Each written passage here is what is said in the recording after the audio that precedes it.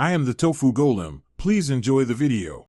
You start by opening the Translate app and choosing the 2 languages you need, because that directs the entire flow.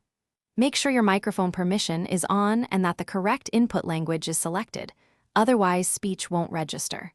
Once done, position the phone close to the speaker and tap the microphone button to record. Speak clearly in short phrases and watch the live transcription appear so you can verify the app heard you correctly before sending or saving the translation.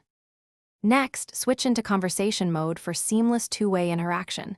This mirrors each speaker's input and prevents overlap. Make sure to set each side's language, then hand the phone or place it between speakers and let each person tap the mic when speaking. If a translation needs correction, tap the line to replay, copy, or share it instantly.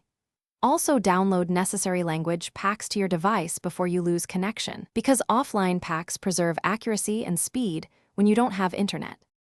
To complete the session, review the final translation and tap Save or add it to favorites so you can reuse the exact phrasing later. Make sure to try the phrasebook for quick, reliable sentences and to hear pronunciation. It helps you learn alternatives. If audio or transcription fails, first confirm microphone permission in settings, check the mute switch and volume, and ensure the language pack is downloaded. If issues persist, restart the app. Most problems clear with a quick relaunch. Thanks for watching. Consider subscribing if we helped you today.